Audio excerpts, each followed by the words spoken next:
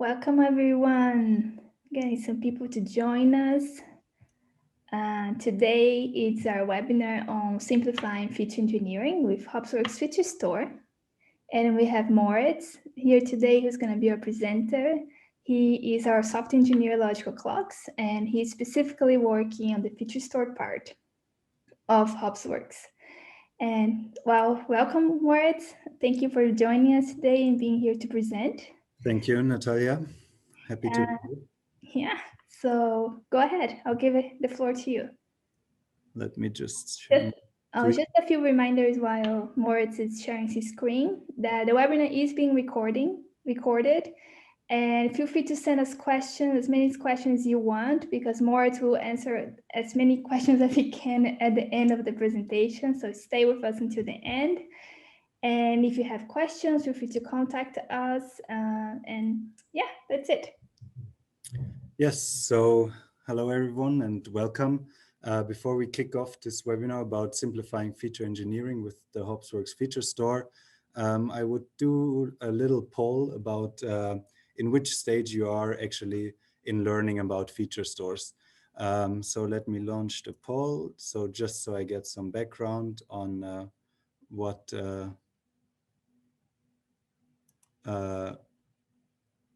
what you're currently working on, or how you are, in which step of the process you are in learning about feature stores.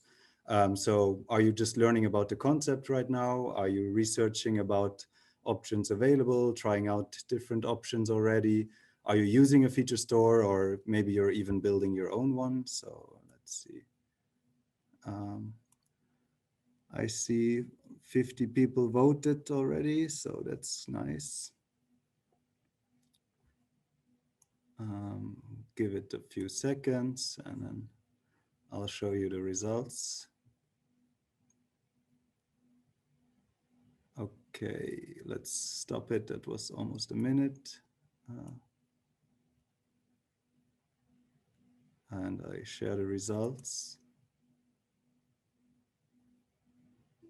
So yeah, about 63% are only learning about the concept now.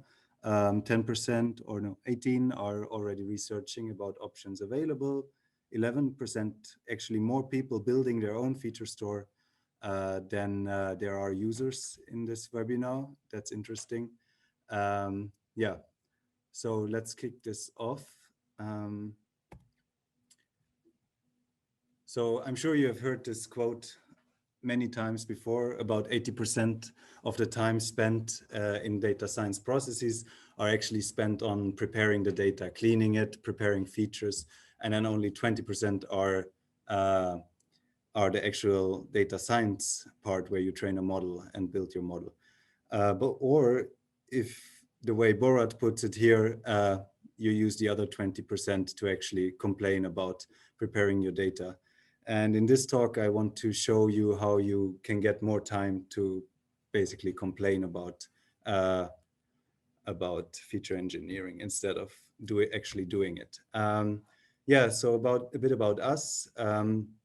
We work with a lot of globally recognized organizations like Paddy Power, Getinge, Karolinska Institutet here in Sweden is one of the biggest health institutes.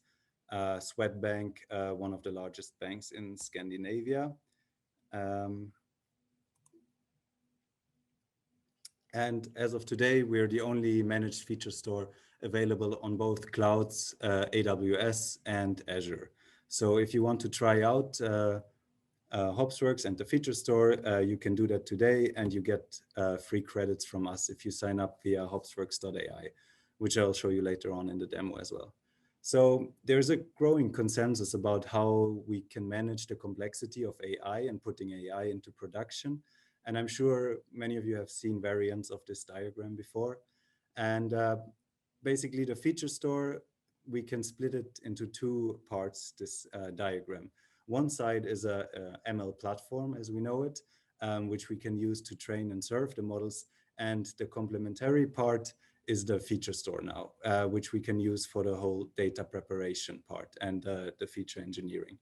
And because we do work a lot with open source, we think it's important to have open documentation, and that's why we started a page called featurestore.org, where we collect all resources related to feature stores, so you can learn more about it, and also we can contribute to growing the consensus on how to manage AI in production. So let me start. What are features actually? And as we put it, a lot of people are confused and ask what is actually the difference between a data warehouse and a feature store.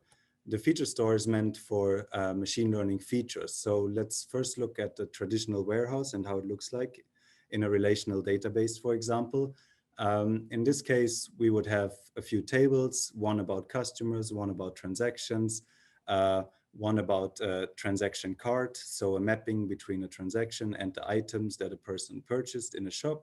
And we might have some premium subscriptions like on Amazon Prime or something like that. And then we usually have a bunch of extra additional metadata tables that give us more information about the entities in these tables. For example, what is actually an item behind a certain ID? Does it have a color? How much does it cost? And so on. The same for subscriptions or vouchers. And additionally, we usually have a lot of information about inbound, outbound marketing communication that the company had with the customer. So, but if we want to put this in a real use case and train a machine learning model to serve our business case, I want to show you in relation to churn prediction. So what is churn predictions? We want to predict if a customer is going to cancel his premium membership at some point in the future, because that might be costly for us. And as you can see it on the timeline, the user signs up, he signs up for premium, and maybe he opts out of his marketing opt-in. And at the same time, we have a bunch of purchases and other marketing communications. We want to use all of this information to predict this event in the future. So how do we do this with a machine learning model? And for that, we basically need a training data set to say if we're at the current point in time, is the customer going to churn in the future? So how does a training data set look like? Usually we have some kind of primary key, and this can be a composite key of multiple things. So it doesn't have to be only a customer ID. It can be a combination of multiple parts. And then we have a bunch of features with one row per entity that we want to make a prediction for. And finally, the label that we want to predict. So does the customer churn within the next week, for example, in this case? So now the question is, how do we actually build this trainings data set? And what kind of problems do we encounter on the way? And how can the feature store help us doing this? So first of all, let's say we're today at the 23rd of February, 2021. So we know which customers have joined today at this point in time. However, if we want to make a prediction, we need to see in the future who's actually going to churn. So what we need to do is we need to travel in time to actually create a prediction label for our model. In this case, we want to move back in time 7 days, because we will always want to predict 7 days in advance ahead. And so we have to put ourselves back in time 7 days.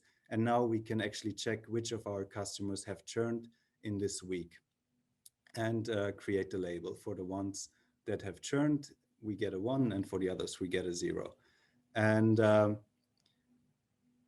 yeah, the important part is that, so for creating the training data set, we're moving back in time 7 days, but then later on when we do the prediction in real time, so we want to predict ahead for the next 7 days, we won't need this information, the label, so we will put us back into the now situation and then make the prediction for the future.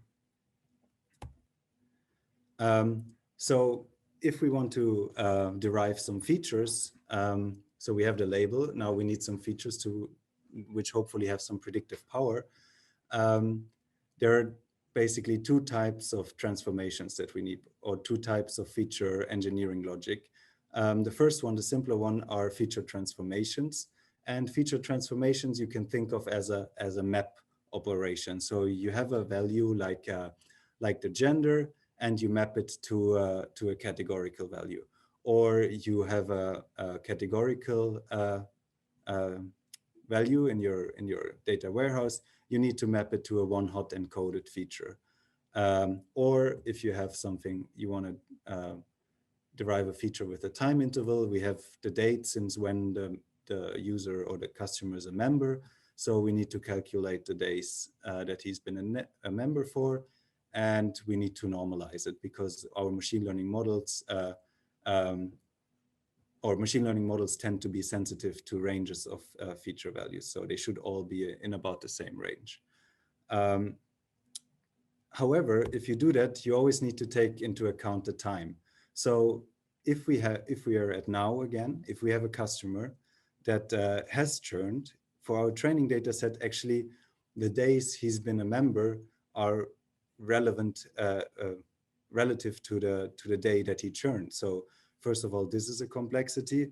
And second of all, if he hasn't joined, it's actually until today that the date that we have to calculate the days of that he's been a member for. And then additionally, if we put back the 7 days, it's the same. So because the logic should be the same when we create the training data set and later on when we do the prediction. So you always have to calculate these kind of features with respect to the reference date, or the D-day, if you want to say so. And then the more complex feature types are feature aggregations, where we actually not map one single value per entity to, for example, a numerical one, but instead we need to aggregate over multiple rows in our data warehouse. In this case, for example, over transactions. And usually how you do that is by calculating, for example, windows. So I want to know how recent did my customer purchase, or how frequent did he purchase, in order to get good features with predictive power. So in that case, I would derive a feature like how many purchases did that customer have in the last week, how many did he have in 1 month. And with that, you could basically derive features which capture some kind of non-linearity. So, or basically, if you could, the model would learn if the customer purchased less in the last week than in the previous month, and therefore, if that gets less, then he might be more likely to churn. So that might be a good feature.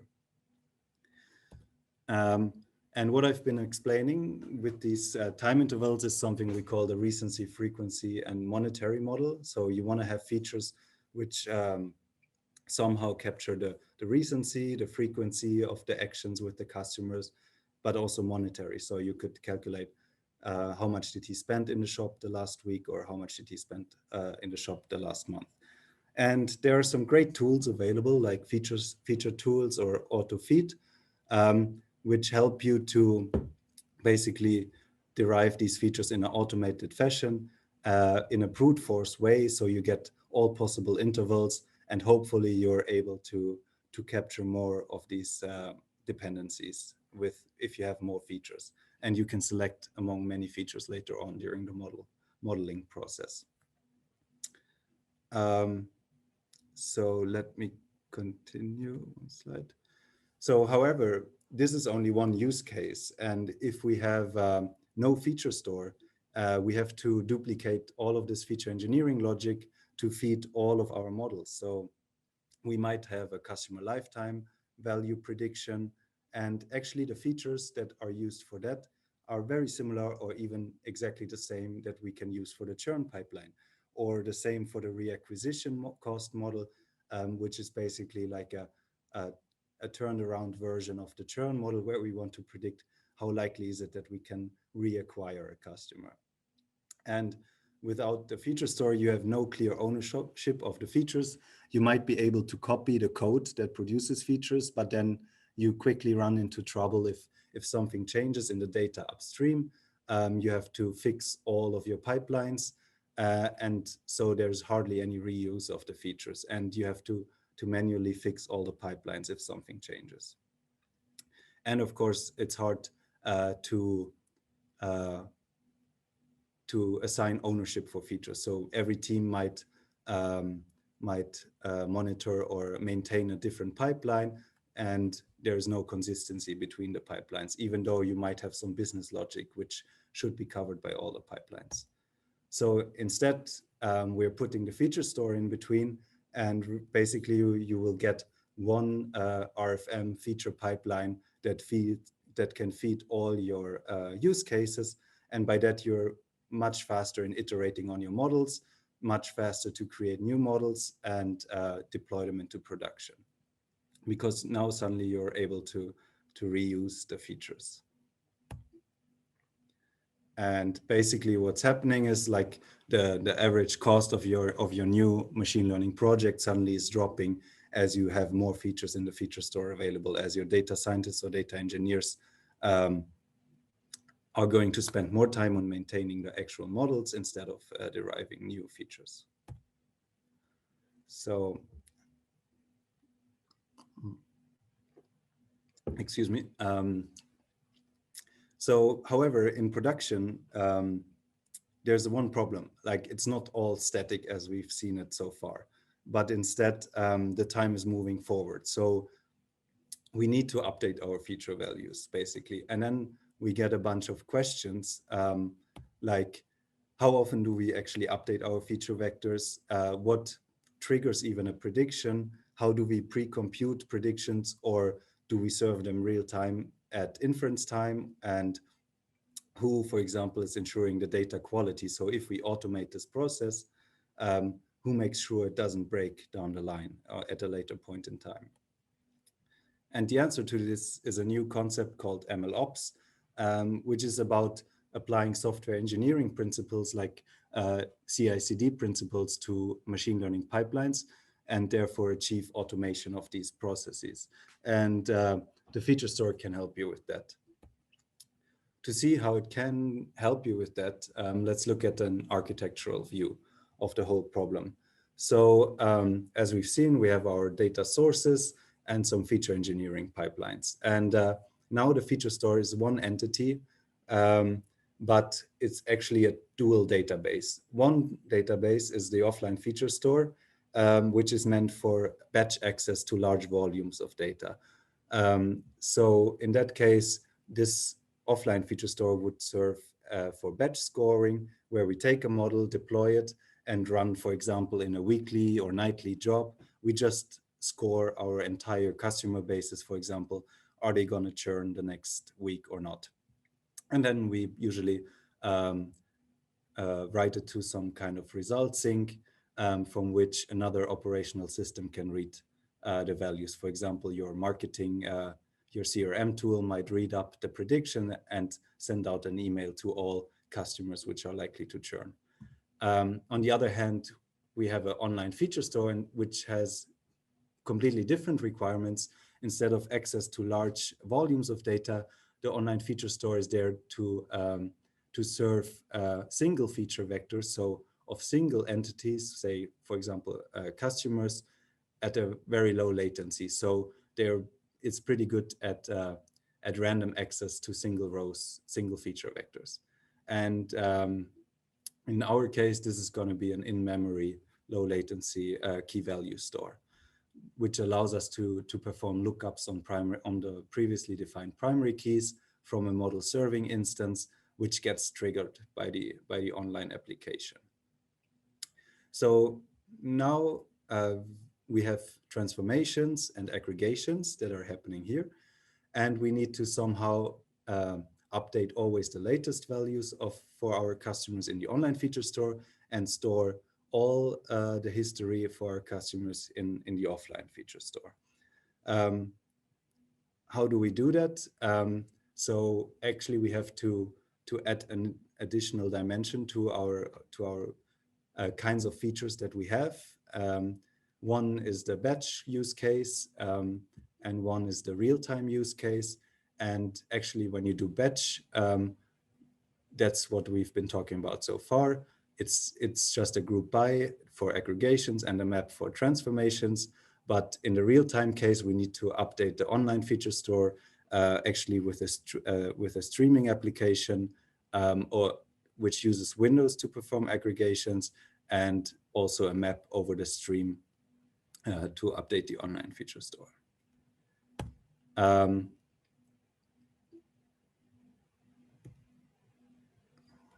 However, so far we've only talked about historical data.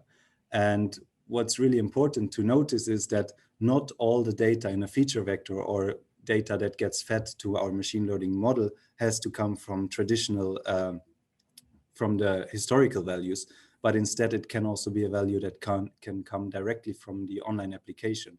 So for example, if we do some credit risk scoring, the customer might be in the checkout in your online shop, and one of the features might be the number of items that he has in his shopping cart, or the value of his shopping cart. And again, these values might need to be engineered. So that means they might need to be normalized or standardized or one-hot encoded. So what about these type of features? And that's where it gets really complicated, because we're basically adding a third dimension, namely whether the data comes from the historical data. Sorry. Or from the application directly. And now if we want to put all of this into production, basically that's what's the hard part. And at this point, I would like to start another poll, namely to see which types of features you have already encountered in your process and which ones give you the hardest time. I'm going to launch this poll. You should be able to vote now.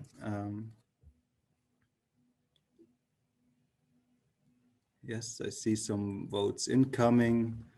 You can vote multiple times, but maybe you only vote the most complex type you encountered. So if you only do batch scoring, or you do batch and real time, and then also if you have data that's coming from the application and not only from historical data. I'll wait half a minute again. So far,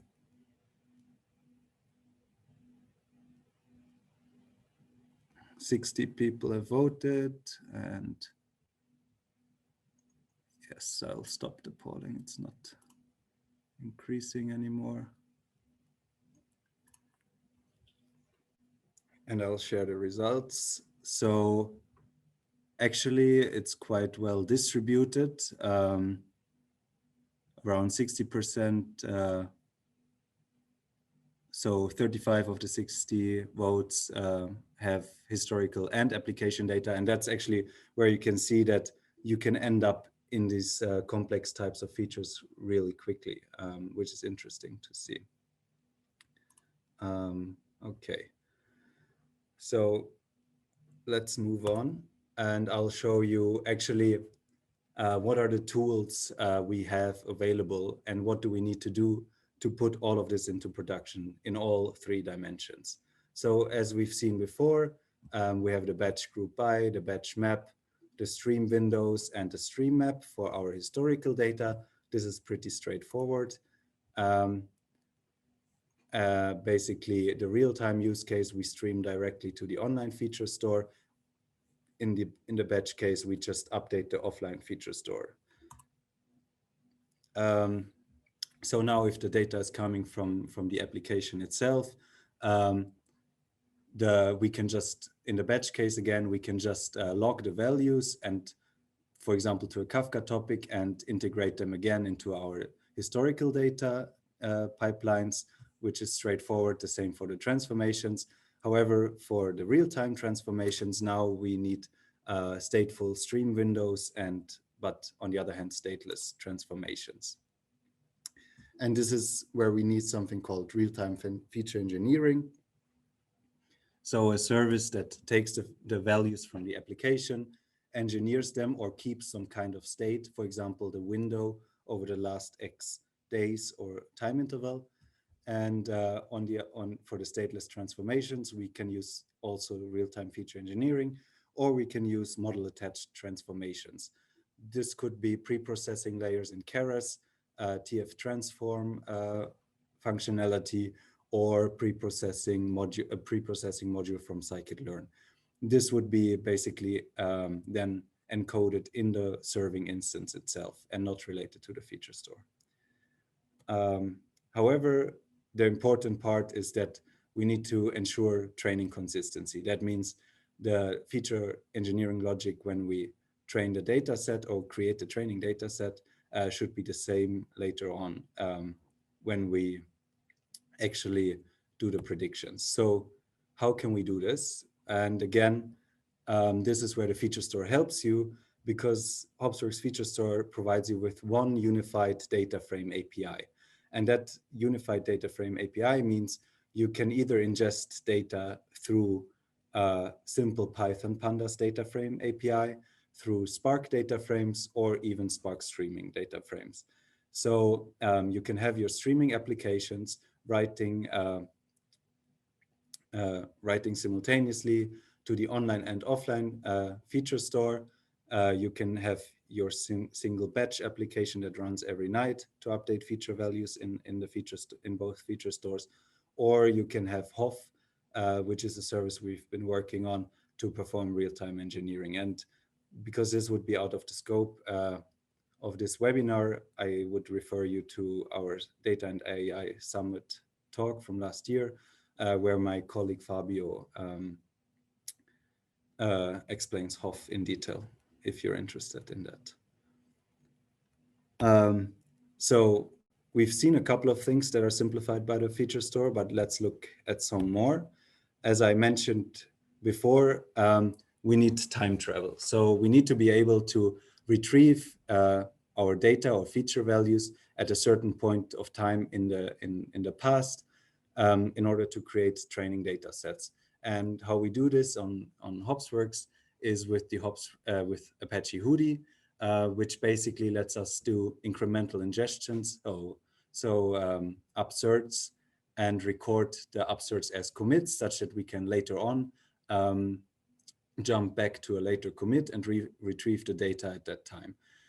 So on the one hand, we have data versioning using Apache Hudi, but at the same time, the feature store also provides feature group versions, which are collections of features. I'll go into detail later in the demo. And versions of feature groups basically only encapsulate the versioning of the metadata, things like the schema of the feature group. So whenever you want to update the schema of a feature, you would have to update the feature group, which does not necessarily mean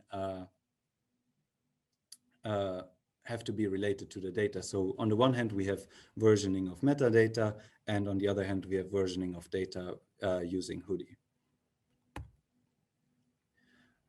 And as I've said before, the feature store comes with a one unified API, and the goal of this API is that no matter which tool you're using to derive your features, be it pure pandas, feature tools, NumPy, or scikit-learn, or Spark, the ingestion into the feature store is consistent across all of these platforms, and I'll show that in the demo later on. There's some documentation available on docs.hopsworks.ai. Basically, how the DataFrame API works is we have Python and Scala clients, which make use of the feature store service and contain a query planner that lets you query and ingest to the offline feature store, as well as to the low latency online feature store, which is based on a key value, in-memory key value store, actually the fastest in the world, IronDB. And last but not least, it lets you retrieve the features as data frames again for the data scientists, which need to train models.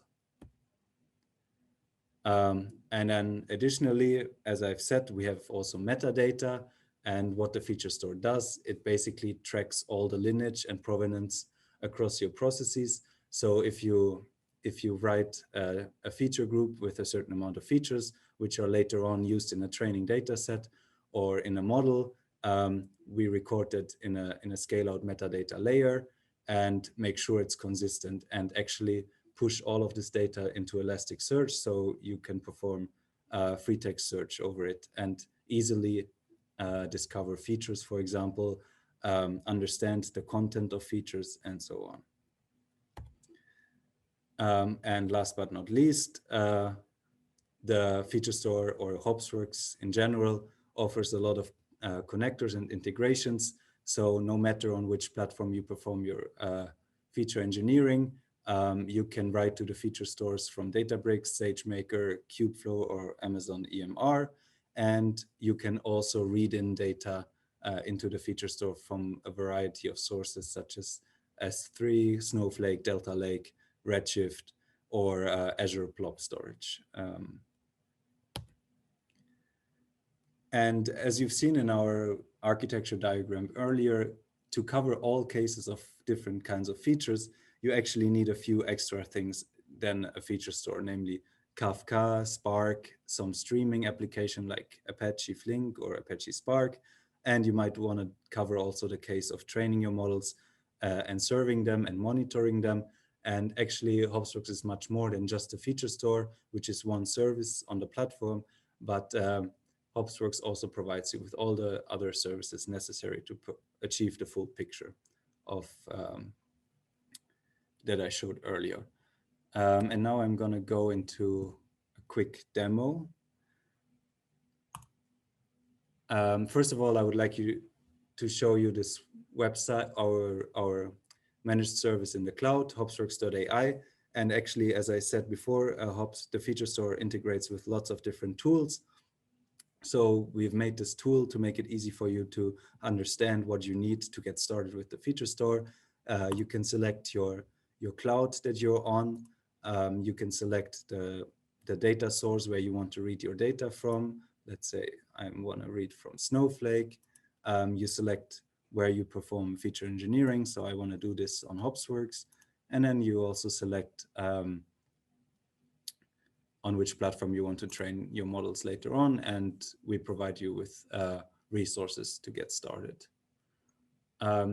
If you log into Hopsworks, you can launch your own Hopsworks instances in your own AWS or Azure account, or we are currently also giving away $4,000 worth of Hopsworks credits, which lets you run an instance for about a year for free.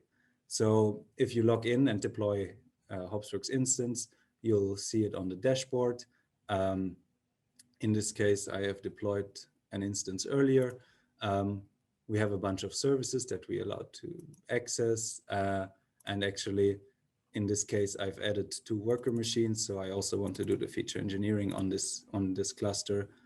So I added some workers, but you can elastically scale down and scale up the cluster if you need it.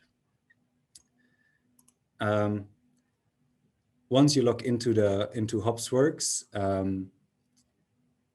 you get to see the whole platform, but today actually it's a world's first because I'm going to demo the new UI of the feature store. So if you log in, and in this case I have already created a bunch of projects for the demo, you'll get to this view where you see all the projects. On Hopsworks, projects are you can think of them as GitHub repositories, which encapsulate users, data, and so on, so that users of one project can't share data outside of the projects, for example. It's like a sandbox for data and resources. So if I go into my demo project, I can see the members in my project, and I can easily configure additional integrations. For example, if I want to run the engineering on Databricks, I can let Hopsworks configure my Databricks cluster to use the feature store, and so on. If I go back, the same for any general Spark cluster. And also if you're running, for example, on Python, on a pure Python environment, we also give you some code snippets to get started here. So as you can see in this feature store right now, I have 10 feature groups, and actually each project can have their own feature store, and you can also share feature stores among projects. So a pattern that we often see is that companies create separate projects for different environments. So you will have a production environment, a staging environment, and a development environment, and you basically share, you can share logic between them. If you want to move, for example, a feature engineering pipeline from development to staging, you can share the job scripts between the projects if you want to. So if we go back to the main screen and look at the feature groups available in the feature store, I've pre-created a bunch of feature groups, and a feature group is basically the biggest entity in the feature store, and it groups features by a common primary key, which can be a composite key. So in this case, I created some features which are related to the weekly sales of my customers, like the sales per week in holiday weeks, the general weekly sales over the complete history, non-holiday weeks, and I've created this as with a primary key being the department and the store. So not per customer, but rather on a per store basis, because I want to maybe predict the sales of my store in the next week. So here I see the schema. I can take a close look at it. I can also edit the feature group by, for example, changing the configuration about which statistics to compute for my features. I can add additional features. However, I cannot remove features from a feature group because this is considered a destructive operation. Instead, when you want to delete a feature from a feature group, you will have to create a new version of this feature group. So in order to you don't break any models which depend on a feature downstream that you might not know about. So let's go back. Then, as I said, we track most of the metadata available with provenance.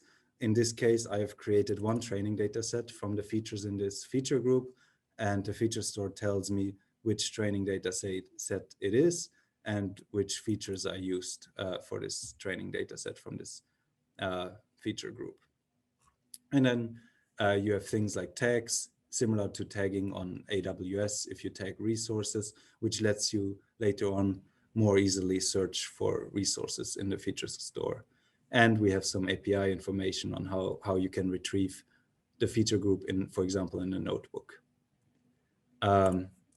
You can also preview the data in the online and offline feature store. So that's very handy for data scientists to get a feeling for the data, how values look like.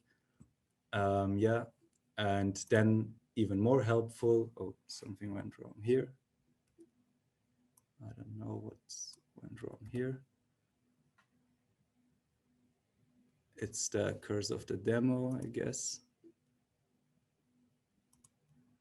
I'll just quickly go back.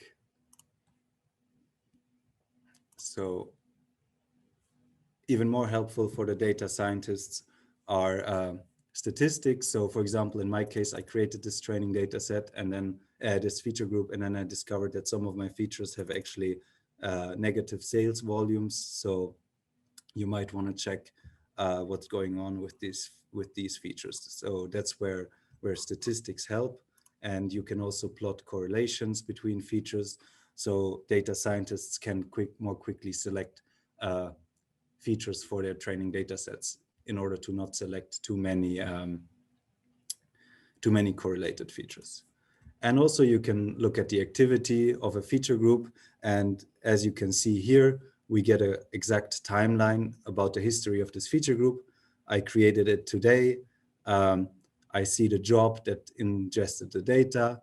I see the commit, the hoodie commit, and I see that 3,000 new rows were inserted. I see the commit for the statistics computation. So actually, I can also look at statistics at different points in time in order to see how the statistics changed over time. And then I actually ingested another round of data.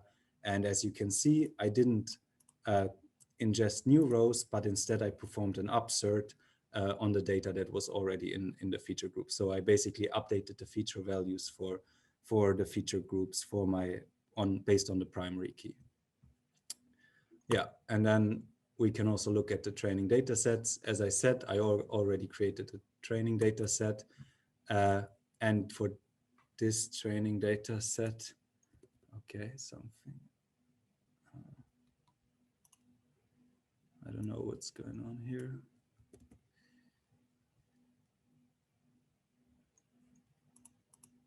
One second. So for this training data set, I actually joined two feature groups, one with, okay, this doesn't want to work. So I'll just show it on the old UI. So for this training data set, I actually joined two feature groups together to get a feature group with all the features and the label that I want to predict. And the same as before, I could also look at statistics for the training data set. I can also I also created splits for the training data set, so data scientists can basically train their model on a train split and test it on another split of the training data set. Okay, let me go back and see if at least the storage connectors work. And as I said before, Hopsworks comes with a lot of integrations and connectors. So you can very easily configure connectors for S3 or your different databases to materialize training data sets on or to read data from. And these connectors basically encapsulate secrets and so on in a safe way so that you can later on retrieve them in a notebook, for example. So how did I actually get all this data into the feature store? I have prepared some notebooks for that.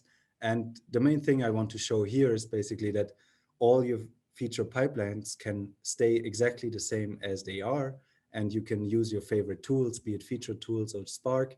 And just in the very end, you can use the DataFrame API, which means you need to create an entity in the feature store for so a feature group with some metadata like the versioning, the name, the primary key, a description, the time travel format you want to use, if it should be also persisted in the online feature store, and how you want to compute statistics. And then you simply save the data frame to this feature group. And later on, when you have an application or a pipeline running at a regular interval or in a streaming fashion, you simply get the same feature group again from the feature store, and you just insert or upsert the new data that you have available in a streaming data frame or in a regular data frame again. Another feature that I won't go into detail right now is data validation. So basically, when creating a feature group, you can attach some kind of expectation over features. So in this case, maybe you want to say that the temperature feature should never exceed 46. And if it does this, maybe something is wrong with my ingestion pipeline. So in this case, the pipeline will fail because I set it to error. But you could also just raise a warning, which you can see later on in the UI, in the activity history of that feature group. So we've talked about time travel, but how does it actually look like when you want to use it?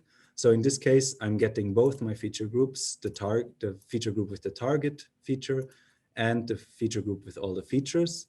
That's how they look like right now. I have a bunch of features. I have the target per date. So this is always the week I want to make the prediction for in the future. And I want to predict the weekly sales per store and department.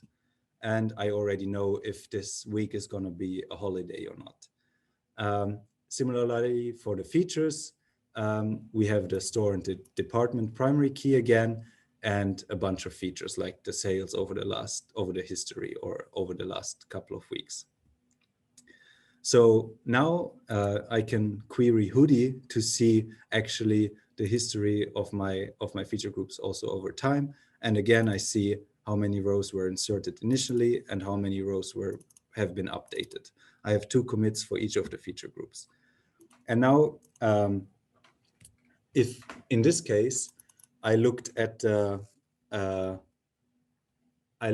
feature group at the current point in time, but the API actually makes it really easy to also look at the feature group in the past. So I can just pass the earlier timestamp, which I got from here, the last commit, the first commit, and look how the data looked before that. And this one is the old, this is the old data, this is the new data, and you can see I updated the week. So basically I got 1 more week of data, so I ingested it, and now I have the 19th instead of, or like I have another month, later month, basically. Yes. And then if we want to create a training data set from that, we provide a query API for that. And in this case, we want to select only the features or only the entities or stores and departments which have a full history of 142 weeks. This is going to query the feature store based on the current time, but we can also ask for certain feature groups as of a certain wall clock time or commit time, and that will give us the training data set basically at the time of the first commit in this case. So as you can see here, department 80 and store 2 had weekly, the older week had $25,000 of weekly sales, but in the week thereafter it had 39, and also the feature values got updated with the new data. And here's the problem where we can get into data leakage. So if we actually use a feature value from the newer commit of the feature group and the old commit from the training from the target feature group, we get what we call data leakage. So we're using data from the future to predict the past, which is a self-fulfilling prophecy. And this is where we need point-in-time joins, which are introduced in the next version of Hopsworks. So yeah, and then last but not least, if you have created such a query from the feature store with features, and these queries work pretty much like Spark joins or Pandas DataFrame joins, you select features and you join them. You can get a storage connector to materialize your training data set. And then similarly to the feature groups, you create the training data set by first creating an entity and then saving the query to that. And then later on, basically, you can get the location of the training data set in a different environment. For example, if you use Azure ML notebooks, I could also retrieve the training data set here, similarly to how I retrieve a feature group here.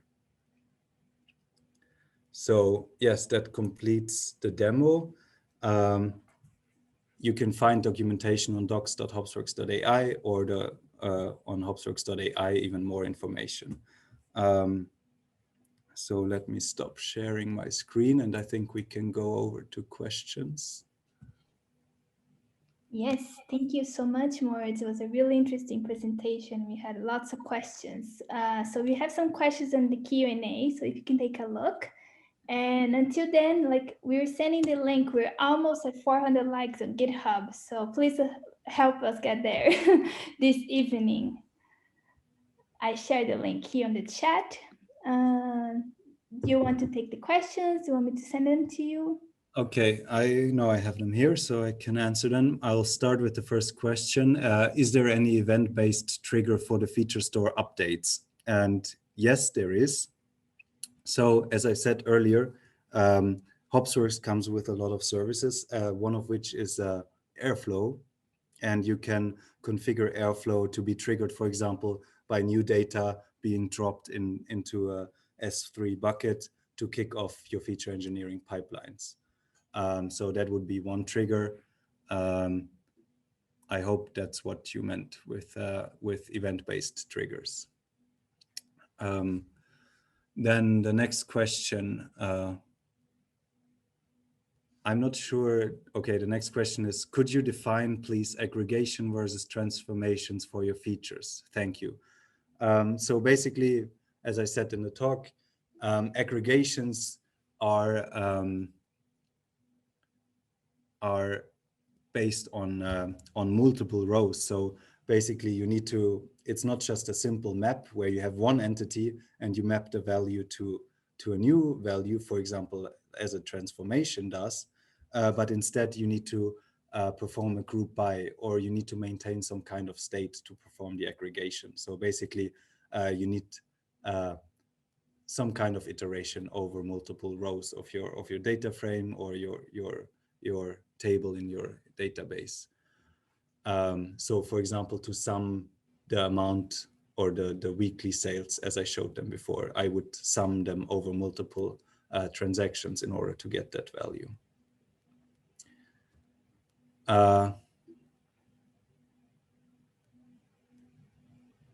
The next question, do you see a use case of having real-time features in the offline feature store? For instance, completing missing features in the offline feature store from batch jobs with real-time jobs. Thank you. So I don't really see a use case for that. There is, however, the case where you want to log values that are coming from your real-time applications, for example, into a Kafka topic. So you can then pick up those values in your traditional feature engineering pipelines to feed the offline feature store.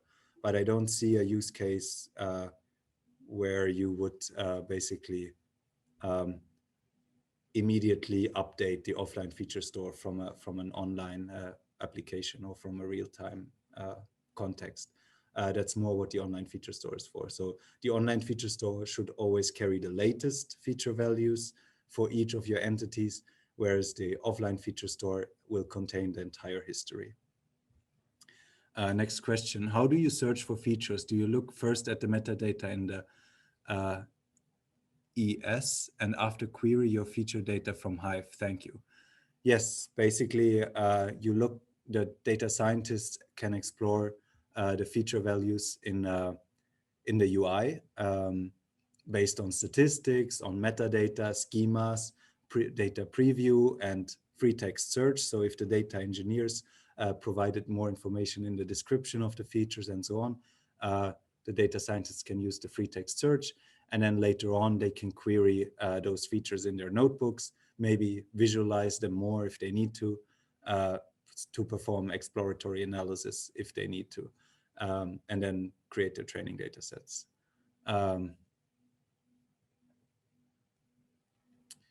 And then the next question, is the features API somewhat tied to the pipeline? Can users that are not using the pipeline retrieve features from the feature store? Yes, you can. You can, as I said before, the Feature Store API, our client library, basically, you can use it in a single Python context or another Spark context, and you can get the features there without having any pipeline attached to it. That will get you the latest feature values, basically. Or, as I showed in the notebook, you can go back in the history using commit times to retrieve all the feature values. But no, you don't need a pipeline for that. You can do it interactively from your Jupyter notebook. Then the next question, great presentation. Thank you, also you. In many cases, go back in time means features can change. Can you go back in time and read that data? I think I've showed that in the Jupyter notebook. So basically, if you know the commit time or the wall clock time that you want to go back to, you can query the feature store for that data back in time. If you performed incremental upserts in the past. And that one actually relates to the next question already, whether we offer backfill. I do not see it in the UI. Yeah, so backfill basically is not supported out of the box. But you could configure your pipeline with a parameter based on the date so that you can then schedule the pipeline with Airflow by changing this date parameter to move back in time and backfill your data. However, this is surely a use case that we will still add later on to the API. So having API support for easy backfills of the feature data. Next question. When creating training data set, let's assume we have label date that we didn't calculate features for that date. How do you handle it? To be more specific, how do you select most recent row? Great webinar, thanks. That's basically where you need point in time joins, which means you would go back in time and retrieve the latest value from that feature from the feature store. As I said before, this is something that will be introduced in the next version of the API. We're really looking forward to that. And then next question, I think we have 4 more minutes left, so it's great. Do we have a lineage for the feature store? Data source, entities, and frequency, etc. Yeah, of course. So that's basically what I showed in the activity page of the feature groups. You see when data was ingested, where it was ingested from, and also we track the lineage between feature groups and training data sets. So you see which features are used in which training data set. Also, if you use Hopsworks to train your models and use the model repository of Hopsworks, you can also track the lineage from feature group to train to the model, basically. Does Hopsworks, next question, sorry. Does Hopsworks support user-defined data validation metrics like Great Expectations library to detect feature drift? So at the moment, we are mainly using a library called DQ for data validation, which works similarly to Great Expectations and pretty much offers the same rules. However, the way we designed the API, it's agnostic to the underlying validation framework.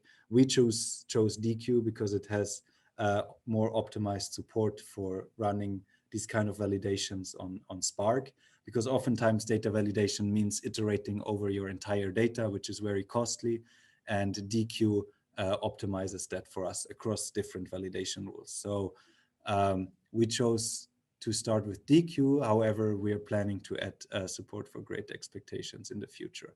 So you can choose your favorite validation framework later on.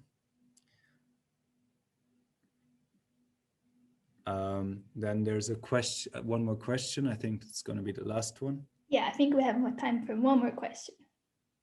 Great presentation. Thank you very much. What are the advantages other than timestamp?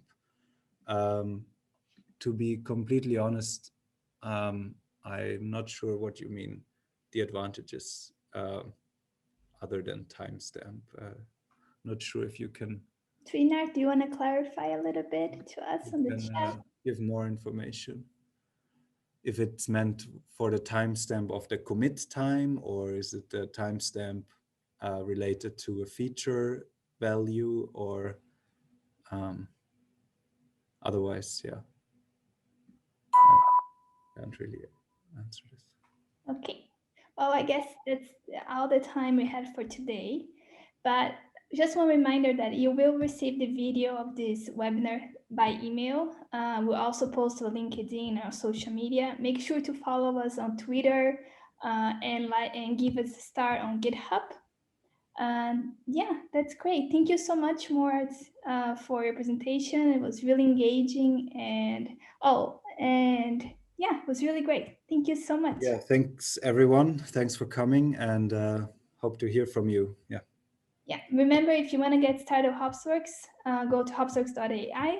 And if you want a demo for your organization, feel free to reach out to us.